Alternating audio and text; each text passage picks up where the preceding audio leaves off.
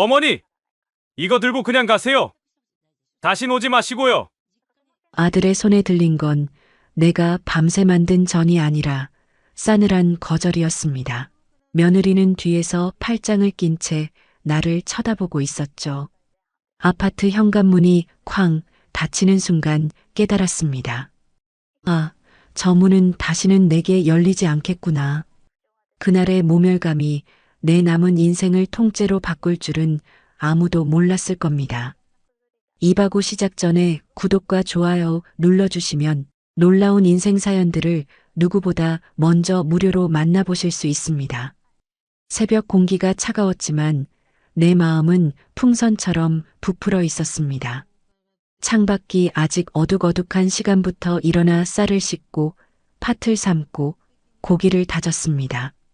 명절이 아니면 언제 또 이렇게 내 새끼들 배불리 먹여보겠나 싶었습니다. 아들이 유독 좋아하던 동그랑땡은 반죽을 2번 치대어 더 부드럽게 만들었고 며느리가 입에 달고 살던 잡채는 갖은 채소를 곱게 채 썰어 색을 맞췄습니다. 어린 손주 녀석이 고사리 같은 손으로 쏙쏙 집어먹던 깻잎전을 부칠 때는 나도 모르게 웃음이 났습니다. 그 작은 입에 음식이 들어가는 모습만 봐도 내 배가 다 불렀습니다. 기름 냄새가 온 집안에 진동하고 낡은 싱크대에 기대선 허리가 끊어질 듯 쑤셔왔지만 그마저도 행복의 일부라 여겼습니다. 정성껏 만든 음식들을 식을세라 보자기에 곱게 쌌습니다.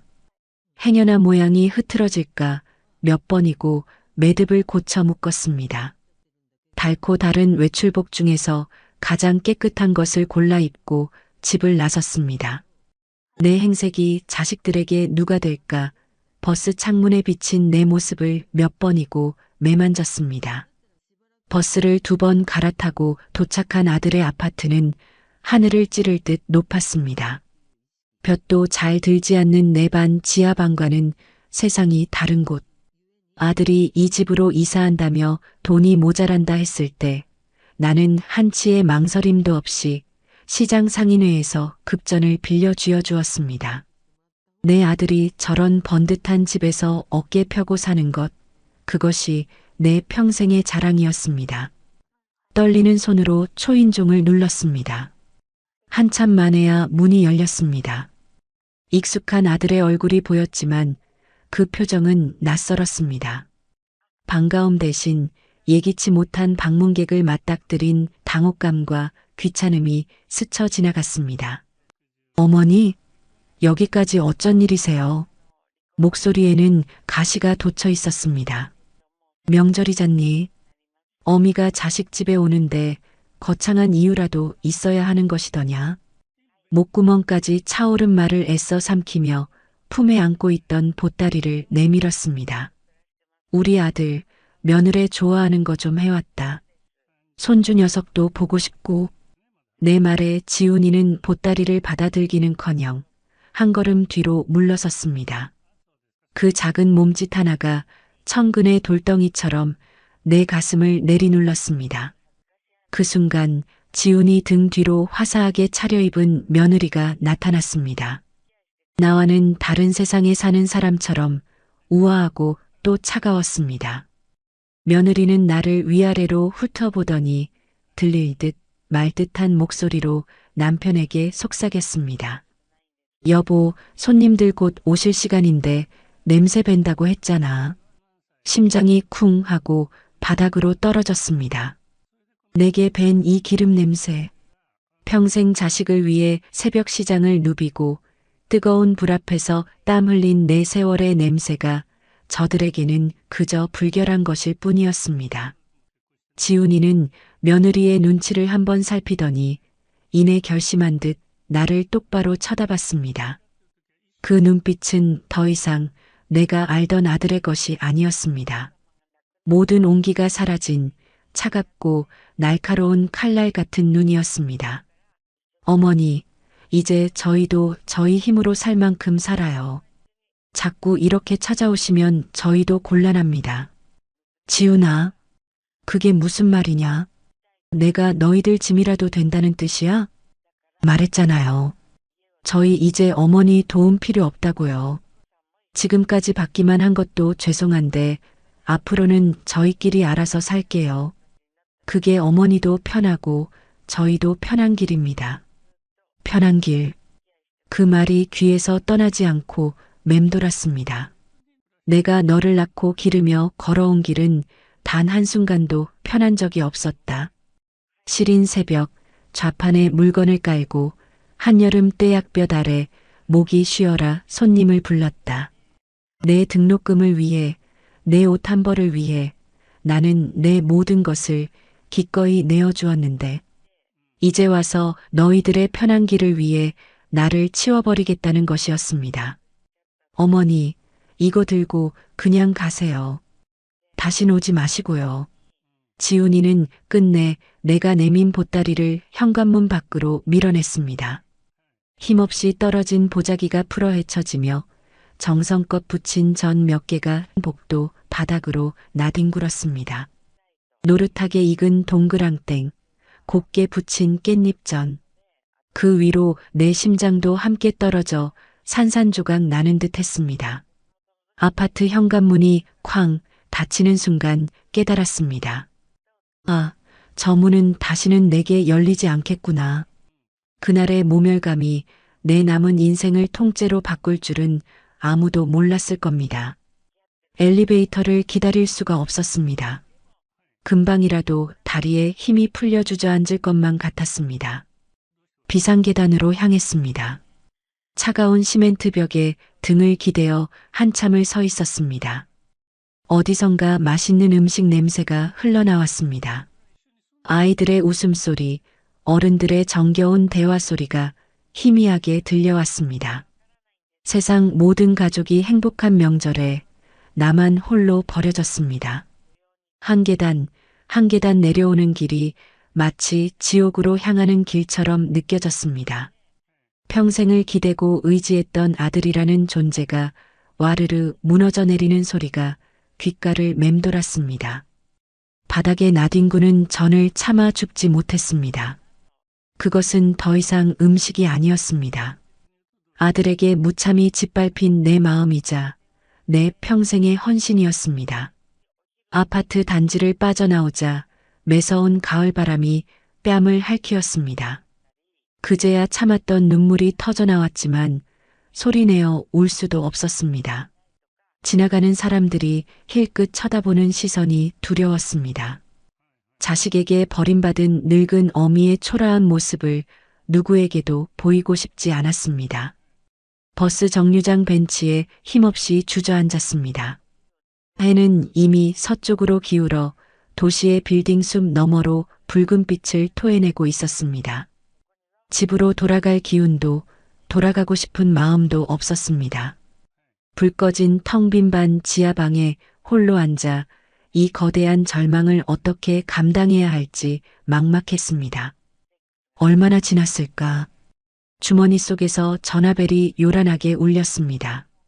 딸이었습니다. 엄마, 어디야? 오빠네 갔었어? 딸의 밝은 목소리가 스피커를 뚫고 나오는 순간 목이 꽉 메어왔습니다. 차마 아들 집에서 쫓겨났다는 말을 할 수가 없었습니다. 내 상처가, 내 고통이 착한 딸에게까지 짐이 될까 두려웠습니다. 그냥 바람 좀 쐬고 있다. 왜 목소리가 그래? 무슨 일 있어? 오빠가 또 뭐라 그래? 아니다. 아무것도 아니야. 너는 식구들하고 맛있게 먹고 있니? 응. 근데 엄마 없으니까 허전해. 엄마표 잡채 먹고 싶은데. 명절 끝나고 바로 갈게. 착한 내 딸. 오빠와는 달랐습니다. 하지만 딸에게 내 짐을 지울 수는 없었습니다. 사위 보기도 면목이 없고 괜한 걱정을 안겨주고 싶지도 않았습니다. 됐다. 나 피곤해서 좀 쉬어야겠다. 너희나 명절 잘 보내라. 황급히 전화를 끊었습니다. 그리고 둑이 터지듯 참아왔던 울음이 쏟아져 나왔습니다. 정류장 구석에 웅크리고 앉아 한참을 어린아이처럼 어깨를 들썩이며 울었습니다. 지나가는 사람들이 이상한 눈초리로 쳐다봤지만 이제는 아무래도 상관없었습니다. 내가 뭘 그리 잘못했을까요? 무엇을 위해 이 악물고 살아왔을까요? 자식 입에 밥 들어가는 것만 봐도 배부르다던 옛말은 다 거짓이었습니다. 내 모든 것을 주고 다 퍼주니 이제는 껍데기만 남은 나를 귀찮아하고 벌레 보듯 내쫓는 세상이었습니다. 분하고 억울해서 심장이 터져버릴 것 같았습니다. 어둠이 완전히 내려앉은 거리를 하염없이 걸었습니다. 발걸음은 나도 모르는 사이에 평생 내 일터였던 시장을 향하고 있었습니다. 셔터가 모두 내려진 텅 빈 시장은 스산하고 적막했습니다. 수십 년간 내 몸의 일부 같았던 좌판 앞에 섰습니다. 비바람을 막아주던 낡은 천막, 손때 묻어 반질반질해진 작은 의자. 그곳에 내 청춘과 땀 그리고 눈물이 고스란히 배어 있었습니다. 차가운 의자에 주저앉았습니다. 텅 빈 시장 골목을 바라보았습니다. 이제 어디로 가야 할까요? 무엇을 의지하며 살아야 할까요? 아들이 닫아버린 저 문은 단순히 집의 문이 아니었습니다. 내 남은 인생의 문이었습니다. 모든 것이 끝났다는 생각에 눈앞이 캄캄해졌습니다. 컴컴한 시장 바닥으로 뜨거운 눈물이 뚝뚝 떨어져 내렸습니다. 차가운 의자에 몸을 웅크린 채 얼마나 앉아 있었는지 모르겠습니다. 셔터가 내려진 텅 빈 시장은 거대한 무덤 같았습니다. 내 청춘과 땀방울이 묻힌 이곳에서 나는 어미로서의 삶이 완전히 끝났음을 직감했습니다. 아들의 그 차가운 눈빛, 굳게 닫히던 현관문, 바닥에 나뒹굴던 음식들, 영화의 한 장면처럼 머릿속에서 끊임없이 재생되었습니다. 가슴 한구석이 시커멓게 타들어가는 것 같았습니다. 무엇이 잘못된 걸까요? 어디서부터 어긋난 걸까요? 밤새 끙끙 앓는 어린 아들을 업고 병원으로 내달리던 그 밤, 젖은 기저귀를 갈며 뜬 눈으로 지새우던 수많은 새벽. 내 인생은 온통 자식이라는 두 글자로 채워져 있었습니다. 남편이 사고로 세상을 떠나고 막막한 현실 앞에 주저앉고 싶었을 때도 나를 일으켜 세운 건 저 어린 것들을 굶길 수 없다는 어미의 마음이었습니다. 그때부터였습니다.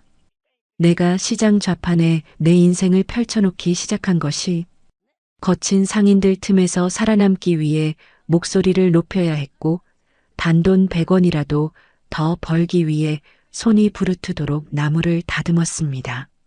그렇게 번 돈은 고스란히 자식들에게 흘러들어갔습니다. 아들 녀석 대학 등록금 고지서가 날아왔을 때 나는 며칠을 굶어가며 돈을 마련했습니다.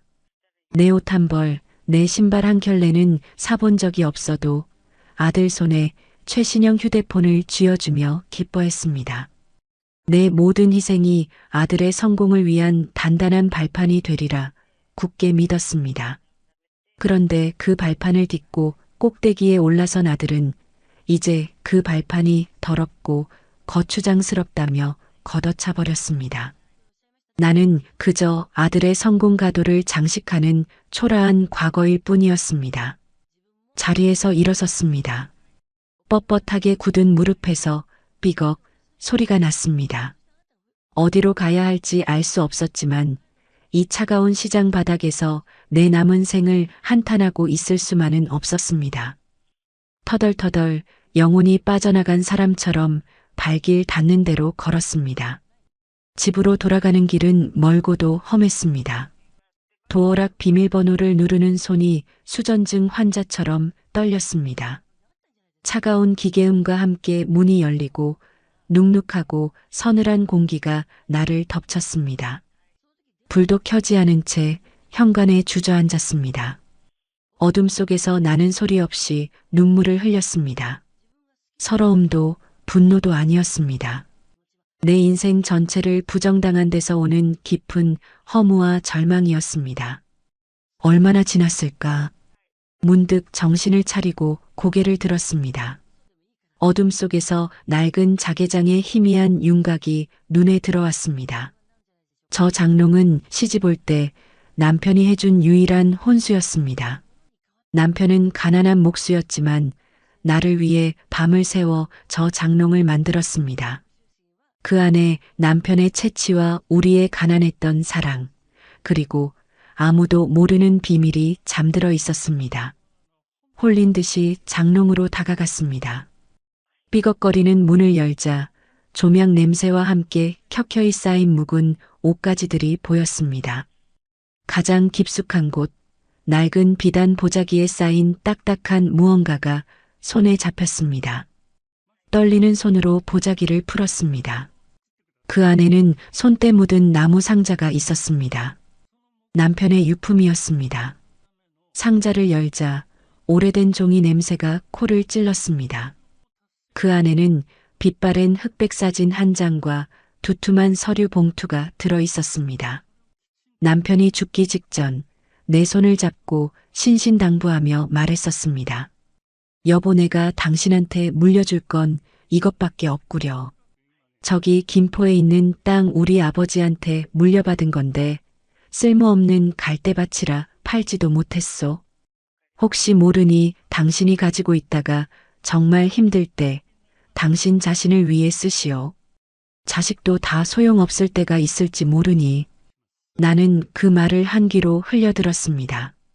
자식이 어미를 버리는 세상이 올 것이라고는 상상도 하지 못했습니다. 남편이 죽고 먹고 살기 바빠 땅 문서의 존재는 까맣게 잊고 살았습니다.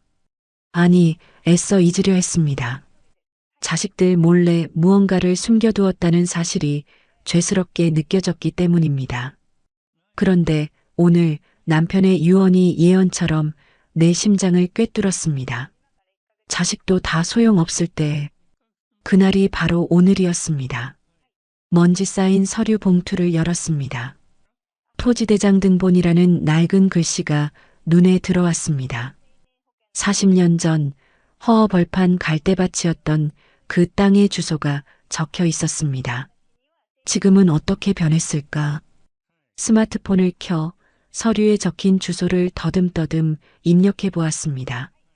잠시 후 화면에 나타난 위성 지도를 보고 나는 숨을 멈췄습니다.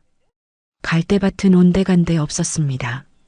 그 자리에는 거대한 신도시가 들어서 있었고 반듯하게 구획된 도로와 고층 아파트들이 빼곡했습니다.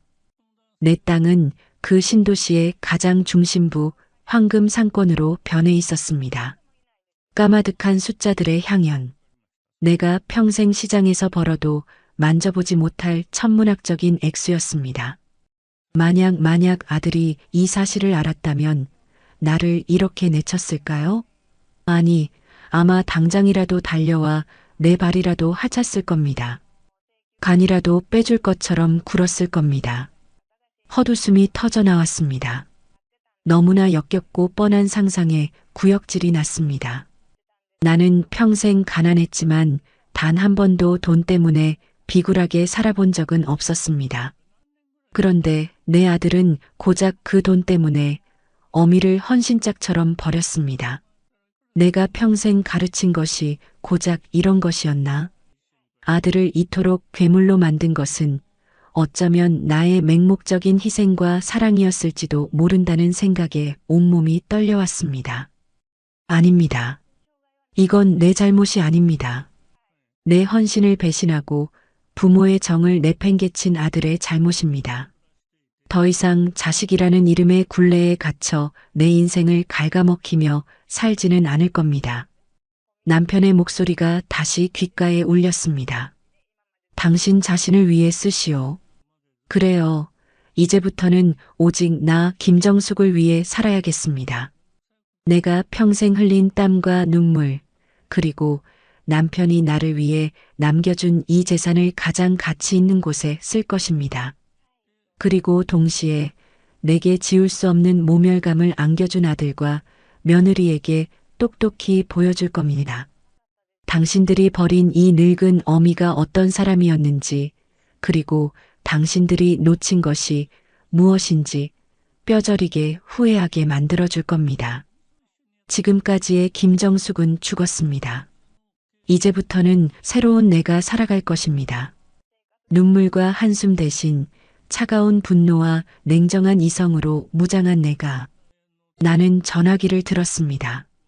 그리고 먼지 쌓인 낡은 수첩을 뒤졌습니다. 수십 년 전 남편의 사고 보상 문제로 잠시 신세를 졌던 변호사의 연락처가 희미하게 남아 있었습니다. 지금도 그곳에 있을지는 알 수 없었지만 무엇이라도 해야 했습니다. 여보세요. 떨리는 손으로 번호를 눌렀습니다. 긴 수화음 끝에 젊은 여자의 목소리가 들려왔습니다. 거기 최강석 변호사님 사무실 맞습니까? 네, 맞습니다만 누구시죠? 저는 아주 오래전에 변호사님께 신세를 졌던 사람입니다. 김정숙이라고 합니다. 아, 잠시만요. 수화기 너머로 분주한 소리가 들렸습니다. 잠시 후 중후한 남자의 목소리가 들려왔습니다. 여보세요. 저 최강석입니다. 김정숙 여사님 맞으십니까? 그 목소리를 듣는 순간 꾹꾹 눌러왔던 감정이 다시 북받쳐 올랐지만 나는 이를 악물고 참았습니다. 이제 더 이상 눈물 따위는 흘리지 않을 겁니다. 네, 변호사님. 접니다. 드릴 말씀이 있습니다. 아주 중요한 일입니다. 내 목소리는 나도 놀랄 만큼 차갑고 단호했습니다. 수화기 너머의 변호사도 나의 변화를 감지했는지 목소리를 가다듬었습니다. 네, 여사님. 말씀하십시오. 지금부터 제가 가진 모든 것을 정리하고 싶습니다. 내 말의 수화기 너머에서는 한동안 침묵이 흘렀습니다. 그 침묵 속에서 나는 내 인생의 이막이 시작되었음을 직감했습니다. 잔인하고도 통쾌한 복수의 서막이. 여보, 자기 정말 잘했어. 이제 우리도 우리 인생 살아야지. 언제까지 어머니 그늘 밑에서 살아요? 제 며느리 오윤아는 와인 잔을 부딪히며 제 아들 지훈을 치켜 세웠습니다. 제가 그 집에서 쫓겨난 바로 그날 밤의 일이었습니다. 거실의 화려한 샹들리에 조명 아래 두 사람은 마치 큰일을 해낸 개선장군처럼 보였습니다. 솔직히 좀 찝찝하긴 한데 당신 말대로 이게 맞는 거겠지.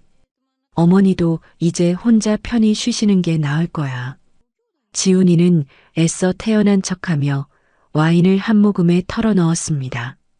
그 아이의 눈빛이 잠시 흔들리는 것을 저는 멀리서도 느낄 수 있었습니다. 하지만 아내의 부추김에 금세 안정을 되찾는 듯 했습니다. 죄책감은 비싼 와인과 함께 목구멍 뒤로 쉽게도 넘어가는 모양이었습니다. 당연하죠. 우리가 못 사는 것도 아니고 매달 용돈도 꼬박꼬박 보내드렸잖아요. 뭐가 문제예요? 자꾸 찾아오셔서 우리 수준에 안 맞는 행동하시면 이웃들 보기에도 민망하다고요. 유나는 입술을 삐죽이며 말했습니다. 저에게 그 아이는 존재 자체가 불편한 사람이었을 겁니다. 시장 좌판 상인 출신이라는 꼬리표, 제 몸에 밴 기름 냄새, 세련되지 못한 말투까지 자신들의 격을 떨어뜨리는 장애물일 뿐이었겠지요. 하긴 지난번에 하준이 유치원 엄마들 모임 있는데 갑자기 찾아오셔서 정말 난감했어. 다들 우리 집안 대단한 줄 아는데 어머니 행색 보고 수군거리는 것 같았다고. 지훈이는 아내의 말에 고개를 끄덕였습니다. 아들의 성공을 위해 평생을 바친 제 희생은 이제 아들의 체면을 구기는 부끄러운 과거가 되어 있었습니다. 두 사람은 그렇게 서로의 이기심을 정당화하며 늙은 어미를 버린 죄책감을 덜어내고 있었습니다. 그들은 몰랐을 겁니다.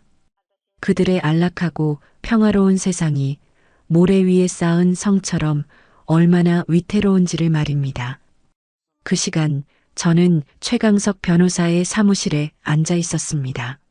수십 년 만에 다시 찾은 사무실은 세월의 흔적만큼이나 더 넓고 번듯해져 있었습니다. 모든 서류 준비는 끝났습니다. 여사님. 다만 한 가지 확인해야 할 것이 있습니다.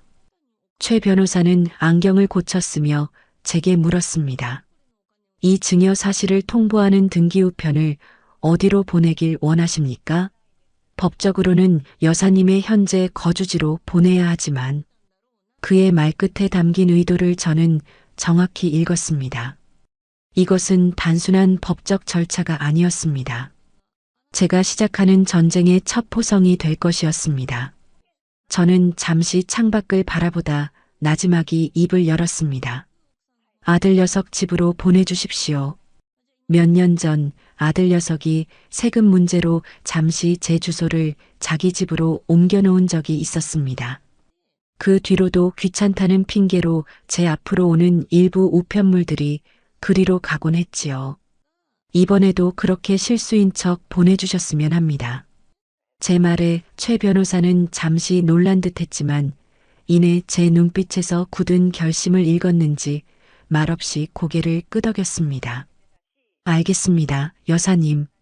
행정착오로 아드님 댁에 발송되도록 조치하겠습니다.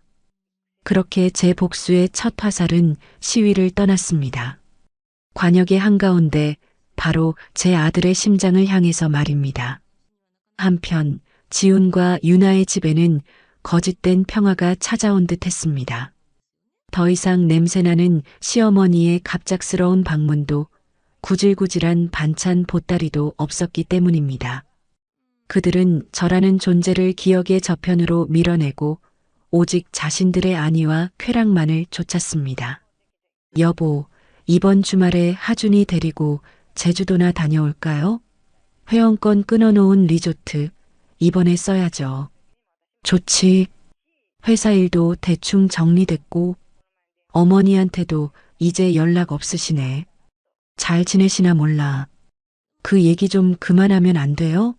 알아서 잘 지내시겠죠. 우리한테 손 안 벌리시는 것만 해도 어디예요. 설마 또 찾아오시진 않겠죠? 그들의 대화 속에서 저는 더 이상 가족이 아니었습니다. 그저 귀찮고 때로는 성가신 존재일 뿐이었습니다. 그러던 어느 날 오후였습니다. 유나가 막 외출해서 돌아와 소파에 몸을 뉘었을 때 초인종이 울렸다고 합니다. 인터폰 화면에는 우체부의 얼굴이 보였습니다. 등기우편입니다. 김정숙님 앞으로 온 건데 주소지가 여기로 되어 있네요. 유나는 인상을 찌푸렸습니다. 또 시어머니 앞으로 온 우편물이었습니다. 예전 같았으면 짜증부터 냈겠지만 이제는 볼일 없는 사람이라 생각하니 차라리 무덤덤했습니다. 네, 거기 두세요. 무심하게 서명을 하고 등기우편을 받아든 유나는 봉투에 찍힌 발신처를 보고 고개를 갸웃했습니다. 구청 재산세과 재산세? 별일이네. 그녀는 소파에 앉아 무심하게 봉투를 뜯었습니다. 안에는 몇 장의 서류와 안내문이 들어 있었습니다. 토지 소유권 이전 및 증여에 따른 확인 통지서. 어려운 법률 용어들이 가득했지만 유나의 눈에 들어온 것은 단 몇 개의 단어였습니다. 증여자 김정숙, 증여재산 지구동 123-45번지 외 3필지, 수증자 사회복지법인 한빛재단. 김정숙? 순간 며느리의 심장이 쿵 내려앉았습니다. 서류 하단에 첨부된 토지대장 요약본. 그곳에 적힌 어지러운 숫자들. 공시지가만 해도 수십억에 달하는 금액이 눈에 박혔습니다. 이게 뭐예요? 유나의 손이 파르르 떨리기 시작했습니다.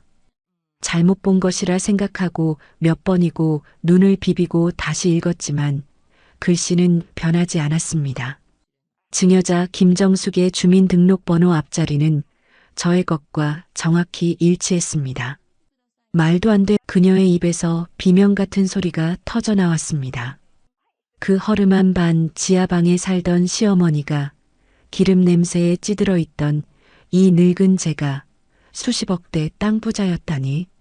그리고 그 전 재산을 피 한 방울 섞이지 않은 남들에게 넘겼다니. 유나는 황급히 지훈에게 전화를 걸었습니다. 그녀의 목소리는 공포와 흥분으로 뒤섞여 제대로 된 문장을 만들지 못했습니다. 여보, 빨리 집으로 와요. 큰일 났어요. 무슨 일이야, 또. 나 지금 중요한 미팅 중인데. 미팅이 문제예요. 지금 어머니, 시어머니가. 유나는 더 이상 말을 잇지 못하고 흐느꼈습니다. 그녀의 비정상적인 반응에 덜컥 겁이 난 지우는 미팅을 중단하고 급히 집으로 차를 몰았다고 합니다. 집에 도착했을 때 유나는 넋이 나간 사람처럼 소파에 앉아 있었습니다. 무슨 일이야, 대체? 어머니한테 무슨 일이라도 생겼어? 지훈의 물음에 유나는 떨리는 손으로 서류를 집어들어 남편에게 건넸습니다. 지훈은 의아한 표정으로 서류를 받아들었습니다. 그리고 그의 얼굴도 아내와 똑같이 새하얗게 굳어갔습니다. 이게 다 뭐야, 김정숙? 어머니라고? 아니야. 뭔가 잘못된 거야. 지훈은 현실을 부정하며 소리쳤습니다. 하지만 서류에 적힌 정보들은 너무나 명확했습니다. 그가 평생을 무시하고 마침내 짐 덩어리 취급하며 내쫓았던 그의 어머니, 제가 아들이 상상조차 할 수 없었던 거부였다는 사실이 거대한 망치가 되어 그의 머리를 내리쳤습니다. 찾아야 해, 당장 어머니를 찾아야 해. 지우는 그제야 정신을 차린 듯 외치며 집 밖으로 뛰쳐나가려 했습니다. 바로 그 순간 그의 휴대폰이 울렸습니다. 발신인은 어머니였습니다. 지우는 마른 침을 삼키며 떨리는 손으로 통화 버튼을 눌렀습니다. 어머니. 수화기 너머에 저는 한동안 아무 말도 하지 않았습니다. 그러다 지독히도 차갑고 낯선 목소리로 말해주었습니다. 이제 내가 누구인지 좀 알겠느냐? 수화기 너머로 들려오는 제 목소리는 얼음장처럼 차가웠습니다. 제 아들 지훈이는 그 한마디에 숨조차 제대로 쉬지 못하는 듯 했습니다. 그저 어머니 하는 마른 소리만을 반복할 뿐이었습니다. 왜 대답이 없니? 내가 평생 시장 바닥에서 뒹굴던 냄새나는 늙은 어미로만 보였더냐? 내 성공의 걸림돌만 되는 귀찮고 부끄러운 과거였느냐 말이다. 저는 텅 빈 제 반 지하방에서 창밖의 어둠을 바라보며 나지막이 의졸였습니다. 제 목소리는 한치의 떨림도 없었습니다. 이미 제 마음속의 눈물은 모두 말라붙어 버렸기 때문입니다. 어머니, 그게 아니고요. 오해십니다. 어머니, 저희가 잘못했어요. 지훈이는 그제야 정신이 든 듯 다급하게 외쳤습니다. 옆에서 며느리의 울음 섞인 목소리도 들려왔습니다. 어머니, 저희가 정말 죽을 죄를 지었어요. 한 번만 용서해 주세요. 하지만 그들의 절규는 제 마음에 어떠한 파문도 일으키지 못했습니다. 너무 늦었습니다.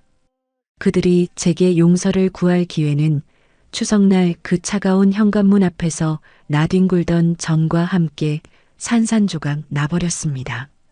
용서? 내가 너희를 용서할 것 같으냐? 너희는 나를 버린 것이 아니다. 너희 스스로 제 복을 걷어찬 것이지. 이제 와서 후회한들 무슨 소용이 있겠니? 저는 더 이상 듣고 싶지 않다는 듯 미련 없이 통화 종료 버튼을 눌렀습니다. 수화기 너머로 절규하는 아들의 목소리가 끊기고 방 안에는 다시 깊은 정적이 찾아왔습니다. 저는 가방 하나를 챙겨 들고 일어섰습니다. 이 지긋지긋한 반 지하방을 떠날 때가 된 것입니다. 한편 아들의 집은 아수라장이 되었습니다. 어머니가 전화를 끊으셨어. 지우는 멍하니 휴대폰 화면만 내려다보며 중얼거렸습니다.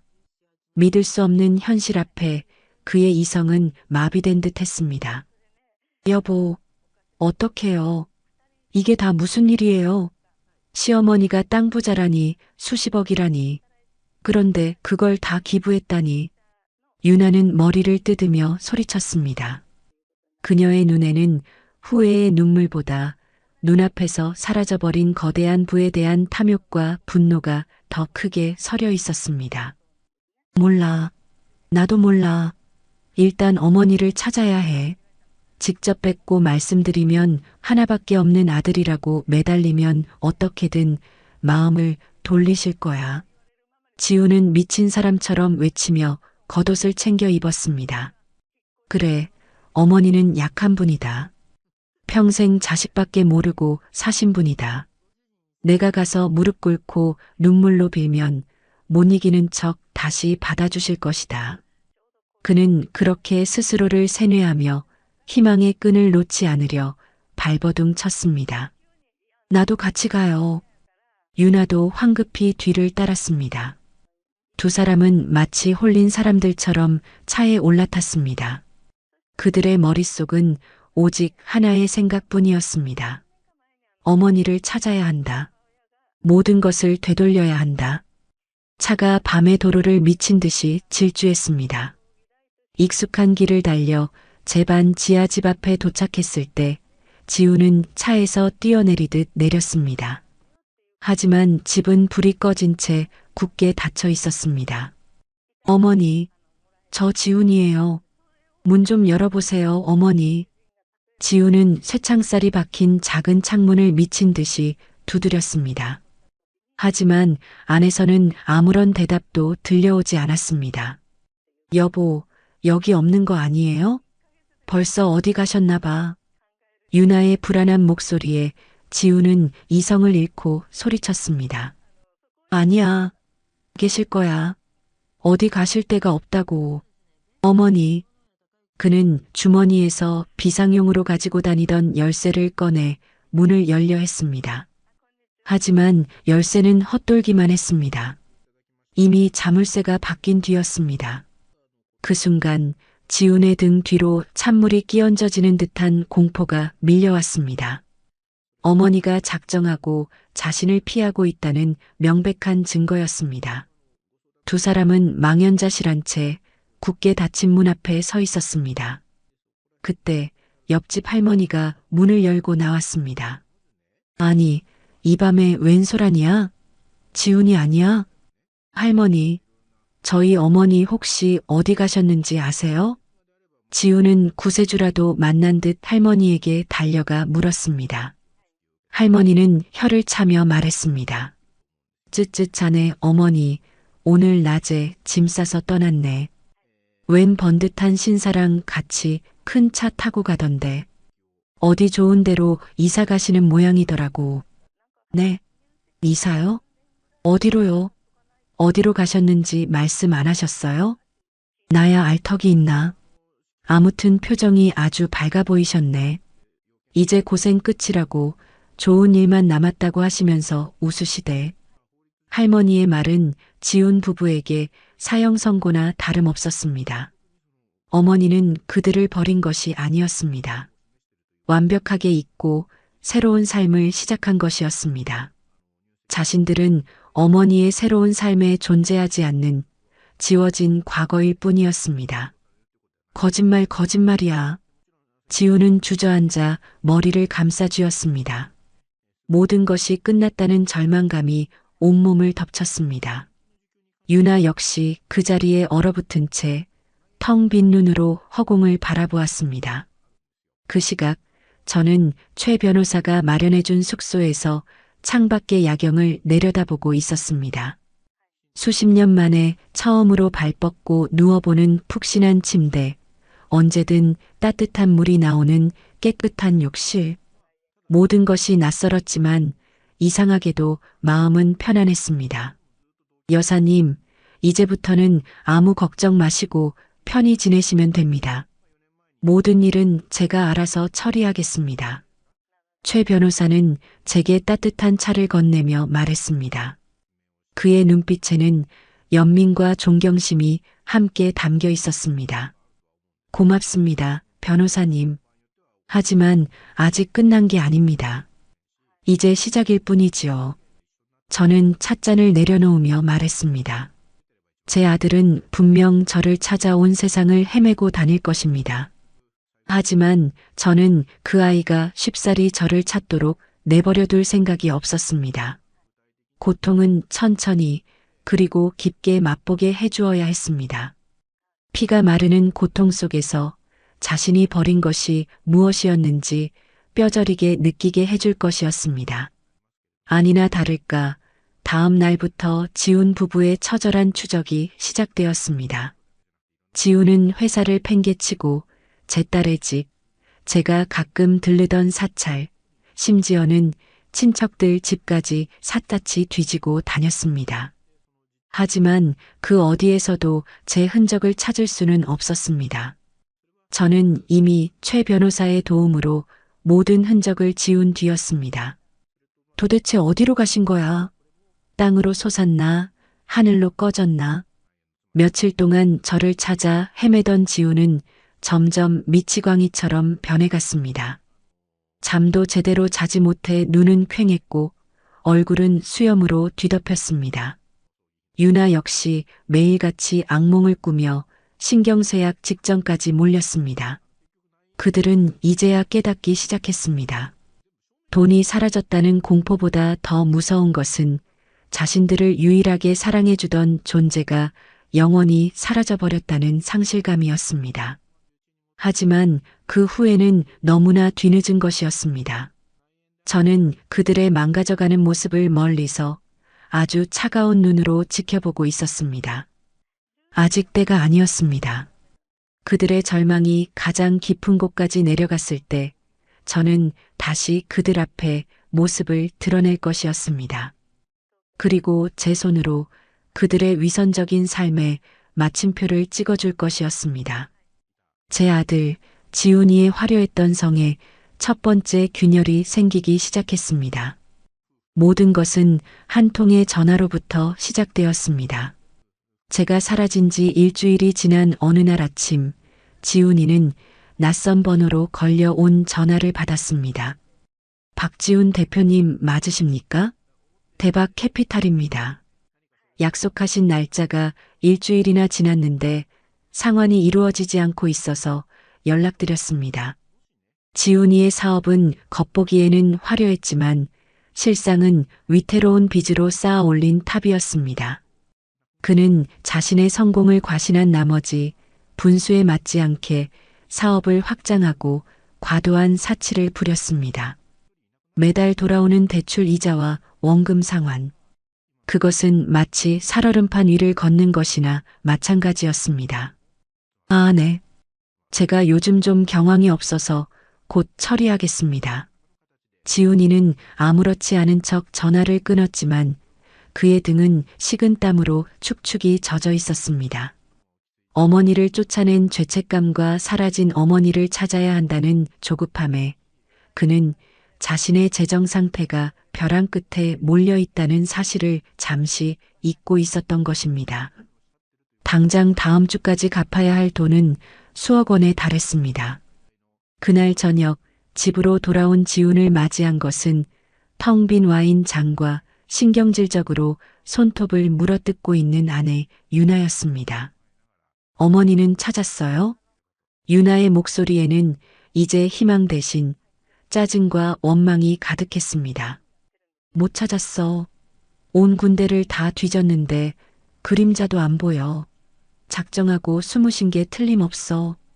지훈은 넥타이를 집어 던지며 소리쳤습니다. 그의 분노는 저를 향한 것이었지만 그 화살은 곧바로 눈앞의 아내에게로 향했습니다. 다 당신 때문이야. 그날 당신만 아니었어도 내가 어머니한테 그렇게까지는 안 했어. 냄새가 어쩌고 수준이 어쩌고 당신이 옆에서 부추기지만 않았어도. 뭐라고요? 지금 다 내 탓이라는 거예요? 당신은 좋다고 동조 안 했어? 우리끼리 편하게 살자고 한 건 누구였는데 이제 와서 발뺌하는 거예요? 유나도 지지 않고 악을 썼습니다. 한때 서로의 욕망을 부추기며 끈끈했던 두 사람의 관계는 돈이라는 현실적인 문제 앞에서 속절없이 무너져 내리고 있었습니다. 시끄러워. 당신 같은 여자만 아니었어도 우리 어머니 저렇게까지는 안 하셨어. 허영에 가득 차서 명품만 밝히는 당신 때문에. 이게 정말 당신은 뭐 다른 줄 알아? 성공했다고 어깨에 힘주고 다니면서 정작 분수도 모르고 사업 확장하다 빚더미에 앉았잖아. 위선 떨지 마. 두 사람의 고성은 어린 손주 하준이가 방문을 열고 나올 때까지 계속되었습니다. 겁에 질린 아이의 얼굴을 보고서야 두 사람은 잠시 입을 다물었지만 이미 그들의 마음속에는 서로에 대한 깊은 불신과 경멸의 씨앗이 뿌려진 뒤였습니다. 그 시각 저는 최 변호사의 사무실에서 한 남자를 만나고 있었습니다. 그는 국내 최고의 기업 분석 전문가였습니다. 아드님 회사의 재무 구조는 매우 취약합니다. 과도한 단기 차입금, 높은 고정비 지출 전형적인 거품 경제의 산물입니다. 작은 충격에도 쉽게 무너질 수 있는 구조입니다. 전문가의 냉정한 분석을 들으며 저는 말없이 차를 마셨습니다. 제 아들의 위기는 제가 만든 것이 아니었습니다. 그 아이의 탐욕과 오만이 스스로를 올가맨 것이었습니다. 저는 그저 그 붕괴의 시점을 조금 앞당겨주는 방아쇠 역할을 했을 뿐입니다. 그렇다면 제가 손을 쓰지 않아도 저 회사는 오래가지 못하겠군요. 그렇습니다. 이미 여러 금융기관에서 위험 신호를 감지하고 자금 회수를 준비 중이라는 정보가 있습니다. 아마 일주일 안에 모든 것이 시작될 겁니다. 전문가의 말에 저는 조용히 고개를 끄덕였습니다. 이제 모든 준비는 끝났습니다.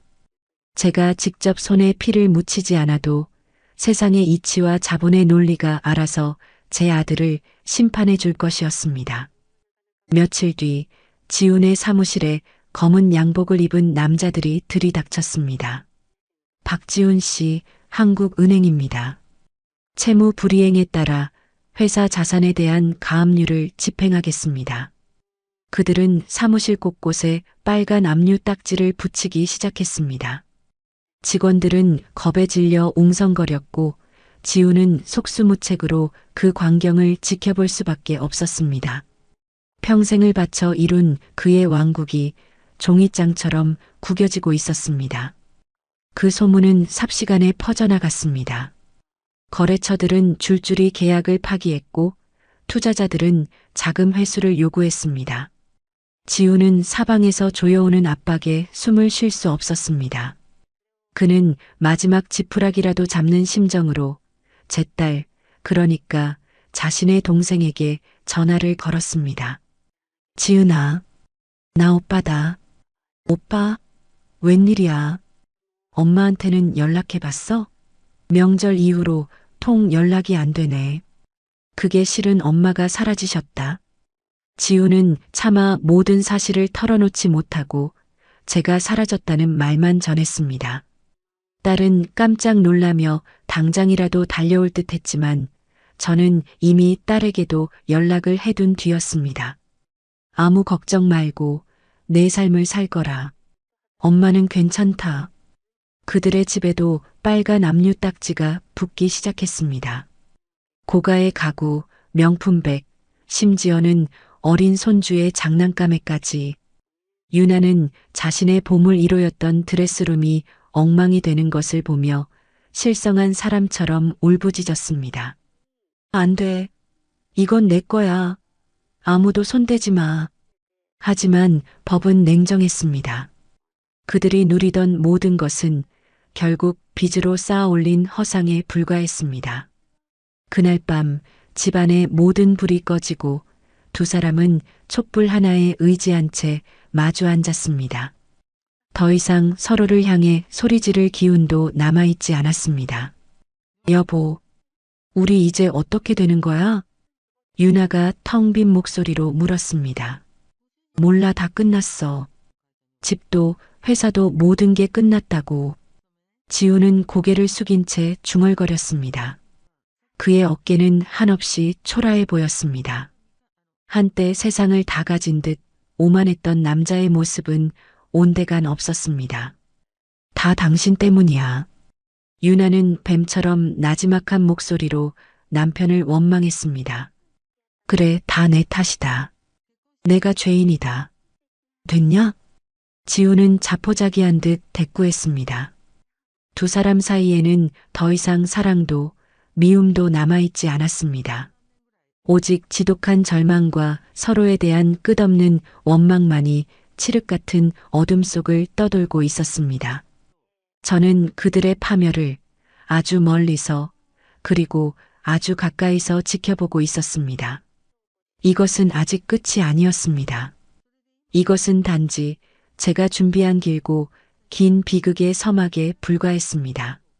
그들은 이제 자신들이 저지른 죄의 대가를 온몸으로 그리고 온 영혼으로 치르게 될 것이었습니다. 찾았어. 어머니, 드디어 찾았다고. 제 아들 지훈이는 거의 한 달 만에 처음으로 환하게 웃었습니다. 그 웃음은 기쁨이 아닌 벼랑 끝에 몰린 자의 광기에 가까웠습니다. 그의 손에는 꼬깃꼬깃한 메모지 한 장이 들려 있었습니다. 거기에는 제 딸 지은이가 흘리듯 말해준 사찰의 이름이 적혀 있었습니다. 엄마가 예전에 마음 복잡할 때마다 가끔 가시던 절이 있긴 한데 혹시 모르니 오빠도 한번 가봐.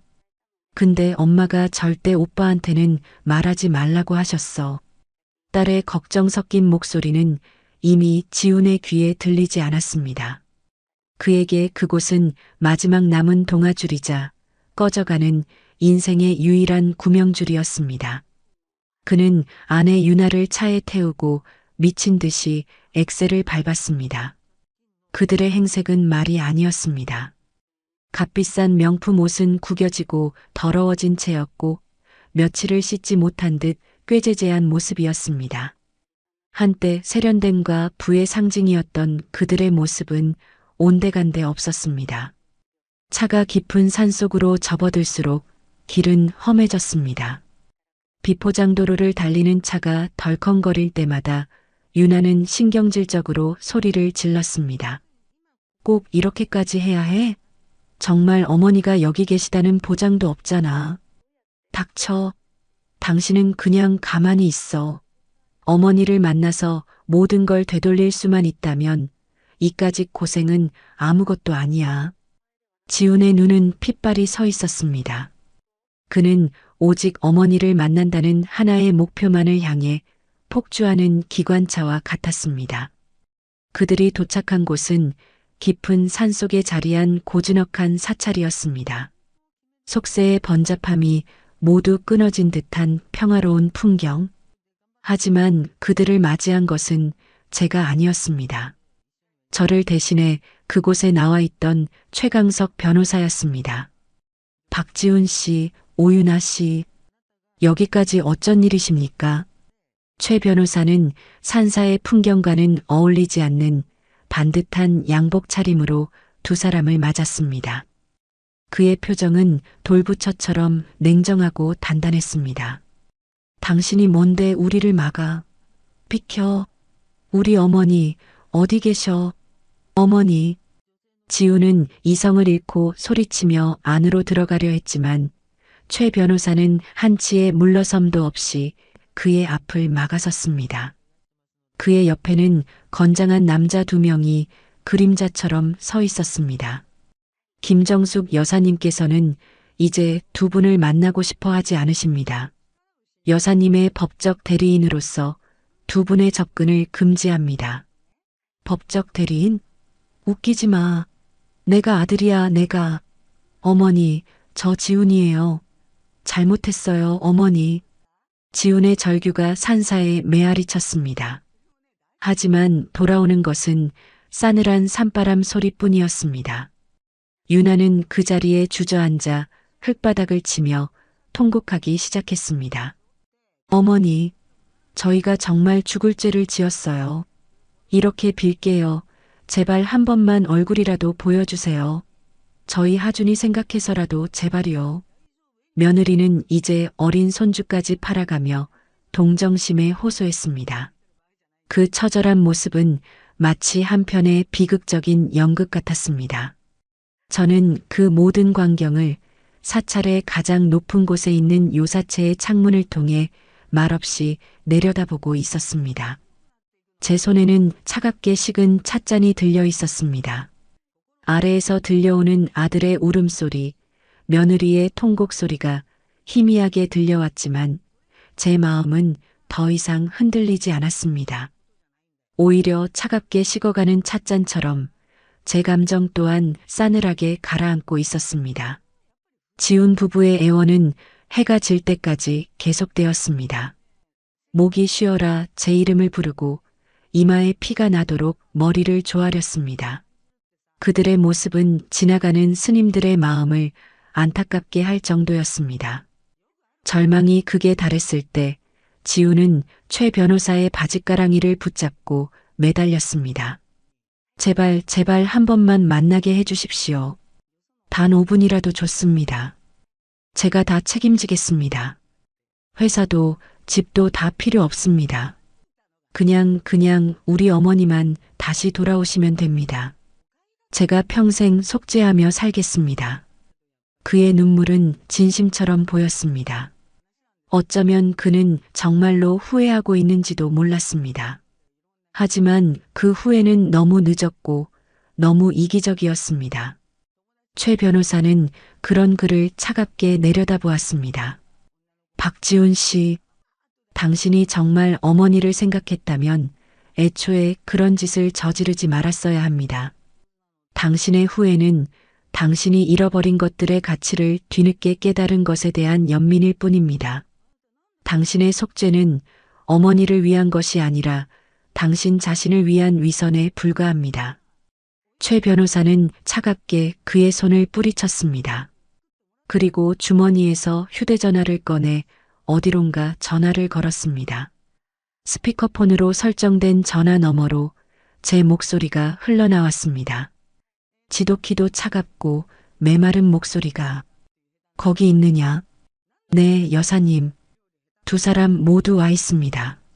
어머니, 저예요, 지훈이에요. 어머니, 목소리 들리세요?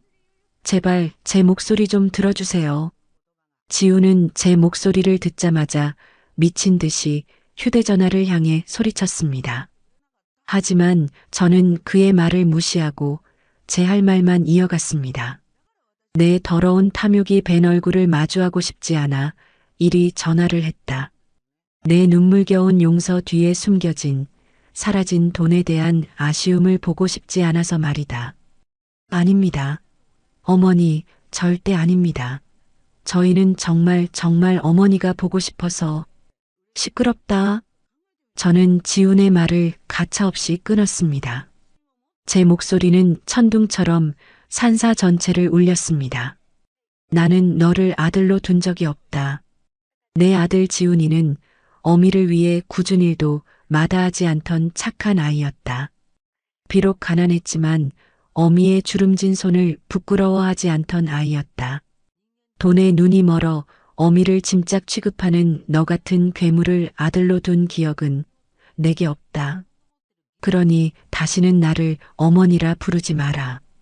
휴대전화 스피커를 통해 울려 퍼지는 제 말 한마디 한마디는 비수가 되어 지훈의 심장에 박혔습니다.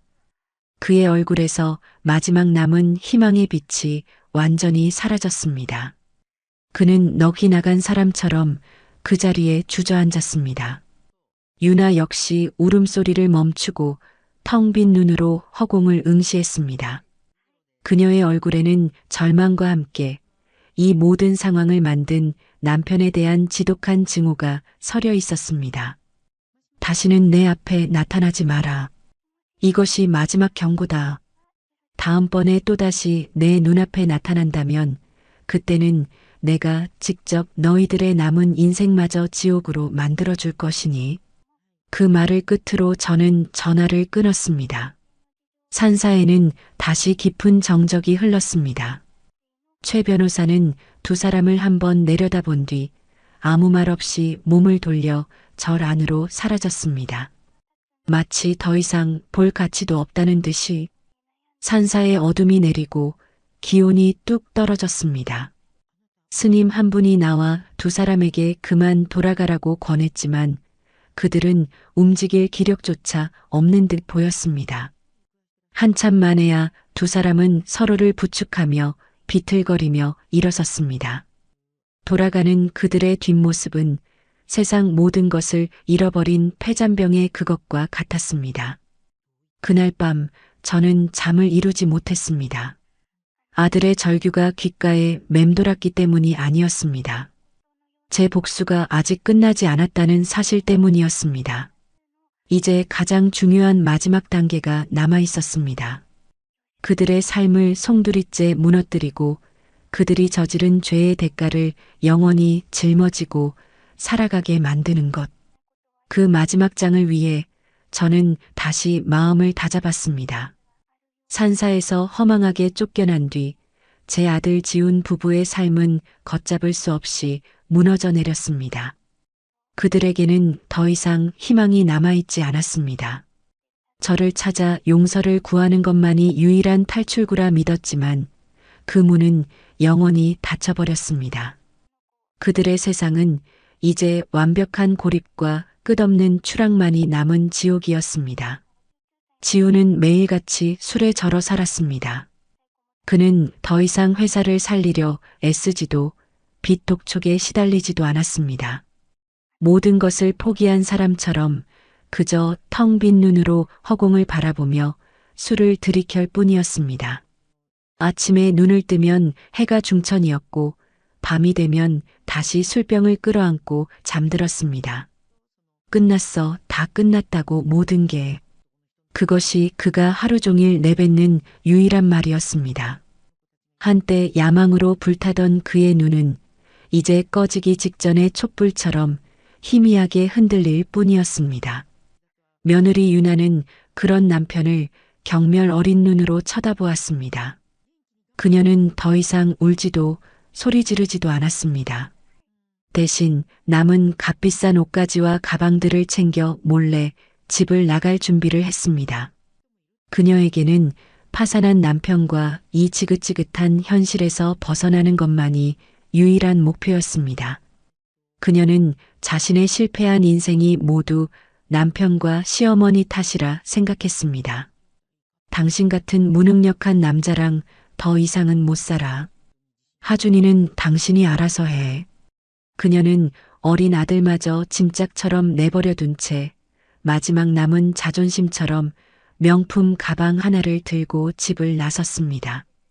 하지만 그녀의 도피는 그리 오래가지 못했습니다. 그녀가 믿었던 친정마저 사위의 사업 실패 소식을 듣고는 냉정하게 등을 돌렸기 때문입니다. 내가 선택한 남자다. 우리까지 망하게 할 셈이냐? 라는 아버지의 차가운 말에 그녀는 처음으로 세상의 냉혹함을 깨달았습니다. 결국 그녀는 오갈 데 없는 신세가 되어 다시 잿더미가 된 집으로 돌아올 수밖에 없었습니다. 두 사람은 이제 서로를 향한 원망조차 하지 않았습니다. 그저 같은 공간에 있는 유령처럼 서로를 없는 사람 취급하며 하루하루를 버텨낼 뿐이었습니다. 집안에는 음식물 쓰레기 냄새와 퀴퀴한 술 냄새가 진동했습니다. 그리고 마침내 심판의 날을 알리는 통지서가 도착했습니다. 그날 아침 지우는 우편함에 꽂힌 법원 등기를 발견했습니다. 떨리는 손으로 봉투를 뜯자 그 안에는 빼곡한 글씨로 채워진 부동산 인도 명령 및 강제집행 예고 통지 서류가 들어 있었습니다. 회사와 집에 대한 경매가 최종 낙찰되었으며 지정된 날짜까지 집을 비우지 않으면 강제 집행에 들어간다는 사형 선고나 다름없는 내용이었습니다.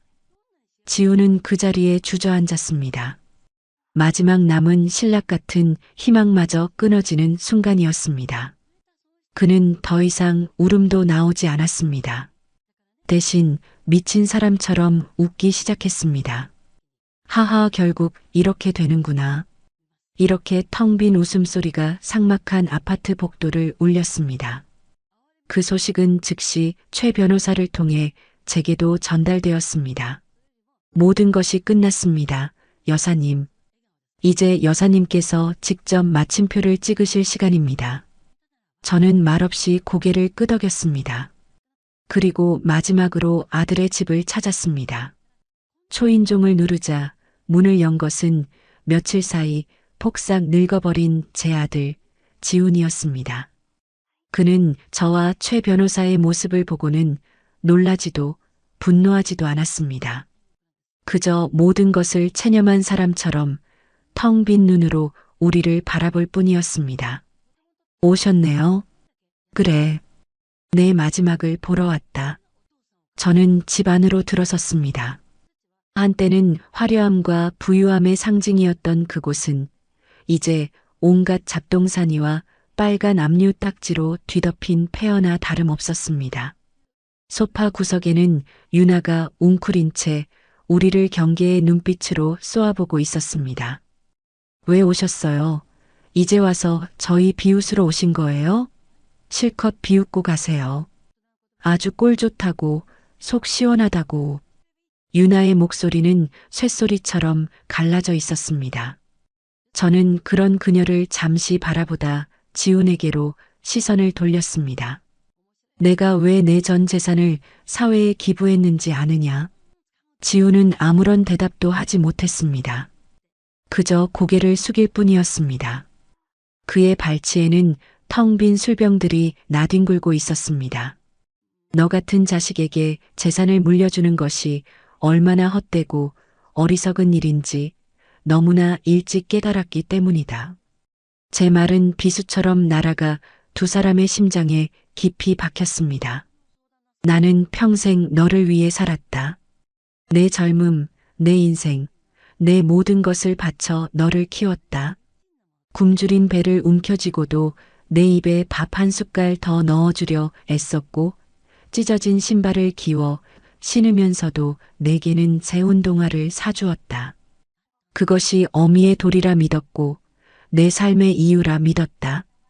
하지만 너는 내게 무엇을 주었느냐? 고작 짐 덩어리라는 모욕과 멸시뿐이었다. 내가 나를 내쫓던 그날 나는 깨달았다.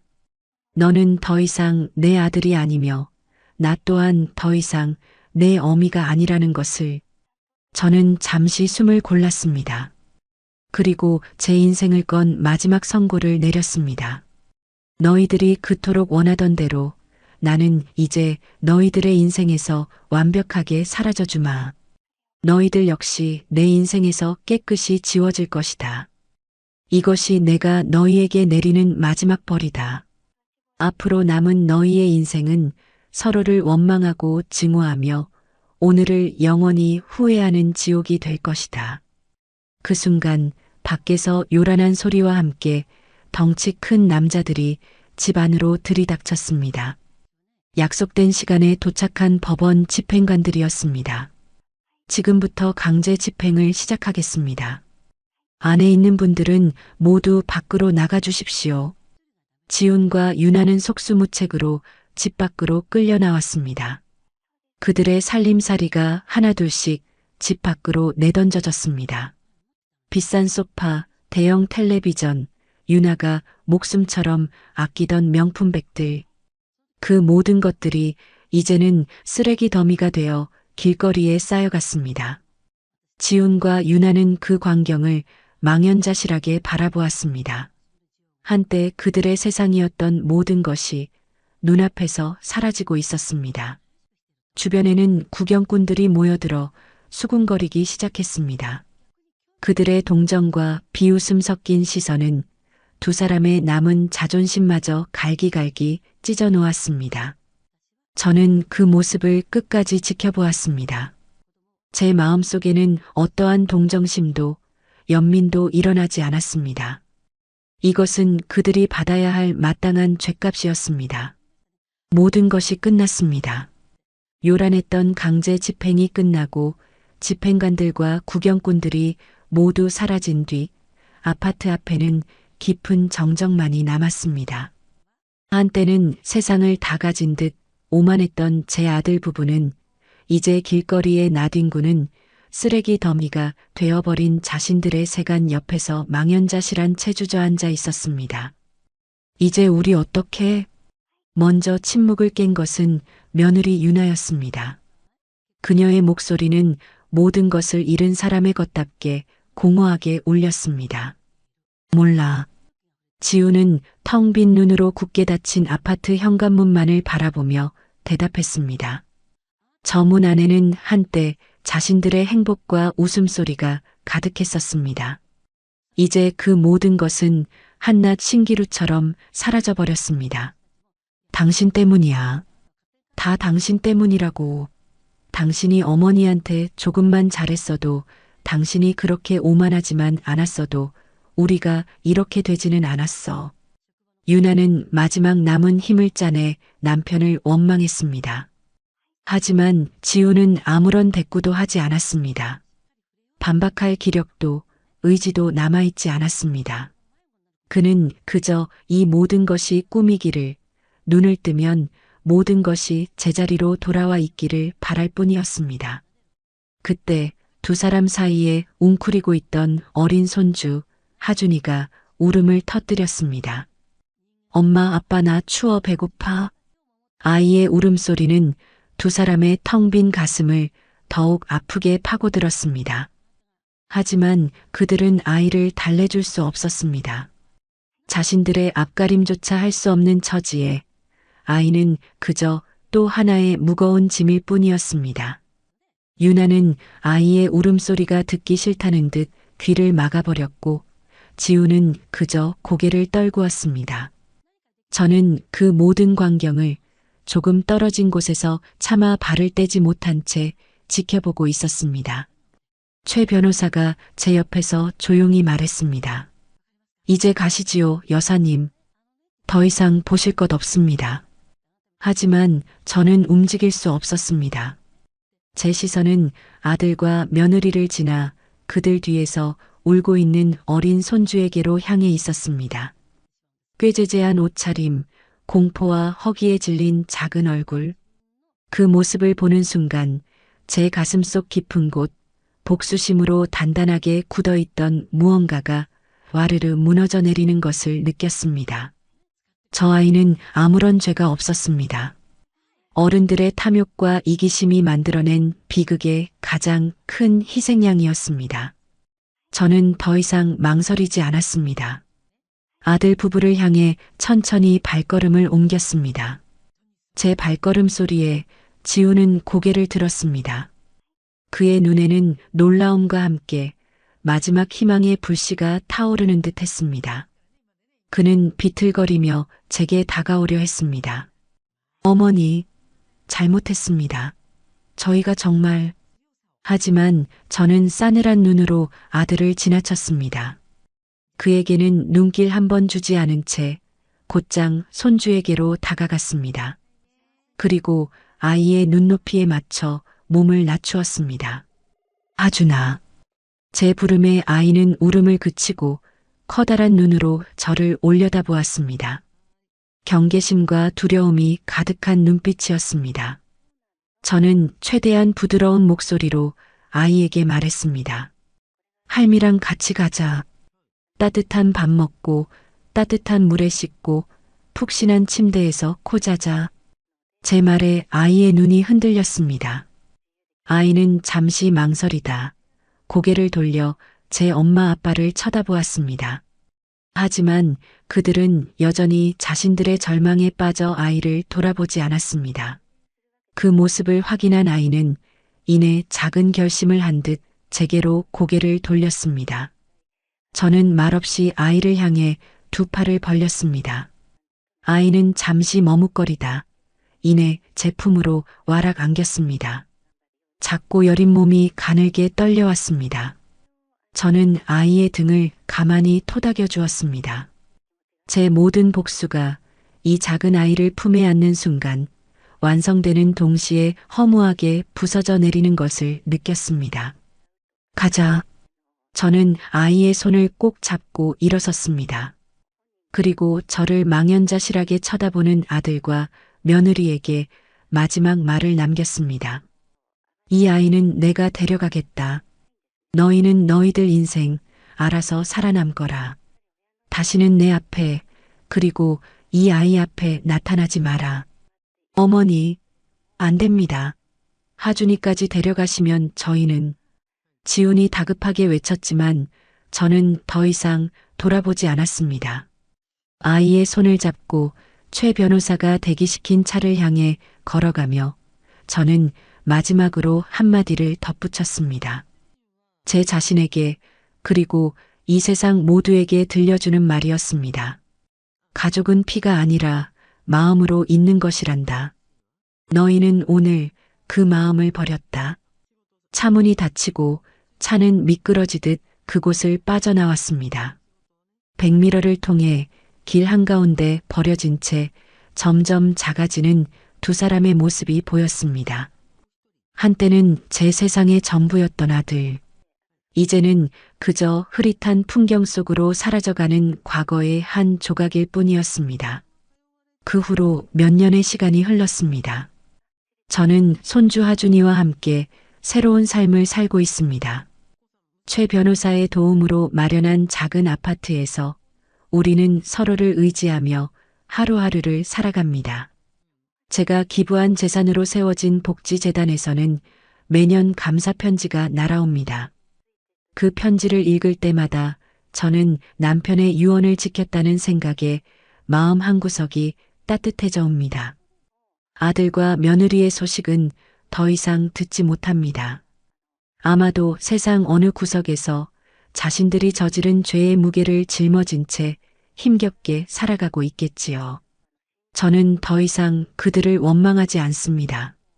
아니, 원망할 가치조차 느끼지 못합니다. 그들은 이제 제 인생과 아무런 상관이 없는 타인일 뿐입니다. 가끔 창밖을 바라보다 문득 생각에 잠길 때가 있습니다. 내 인생은 무엇이었을까? 무엇을 위해 그토록 치열하게 살아왔을까? 제 복수는 과연 정당했을까? 정답은 알 수 없습니다. 다만 한 가지 확실한 것은 저는 더 이상 과거에 얽매여 살지 않는다는 것입니다. 할머니, 뭐 하세요? 이 책 읽어주세요. 하준이가 그림책을 들고 와 제 품에 안깁니다. 아이의 맑은 눈을 바라보고 있으면 제 마음속의 모든 상처가 봄눈 녹듯 사라지는 것 같습니다. 그래, 우리 강아지. 할미가 재미있는 이야기 해줄게. 저는 아이를 무릎에 앉히고 나지막이 책을 읽어주기 시작합니다. 창밖으로는 따스한 햇살이 쏟아져 들어옵니다. 제 길고 길었던 겨울은 끝났습니다. 이제 제 인생에는 이 작은 아이와 함께 맞이할 따뜻한 봄날만이 남아있을 것입니다. 제게는 그것으로 충분합니다. 오늘의 이바구는 여기까지입니다. 한평생 자식을 위해 모든 것을 바쳤던 어머니의 삶, 그 끝에서 마주한 통쾌하고도 가슴 시린 복수가 막을 내렸습니다. 만약 당신이 주인공이었다면 용서와 존엄의 갈림길에서 어떤 선택을 하셨겠습니까? 이 이야기는 희생이라는 이름 아래 가려졌던 한 인간의 눈물과 더 이상 무너지지 않기 위해 나 자신으로 살아가야 했던 한 여성의 처절한 외침입니다. 어머니의 복수는 끝났지만 그녀의 진짜 인생은 이제 시작되었습니다. 이 이야기가 당신의 가슴에 그저 스쳐가는 바람이 아닌 때로는 곁에 누군가를, 궁극적으로는 나 자신의 삶을 돌아보게 하는 깊은 울림으로 남기를 소망합니다.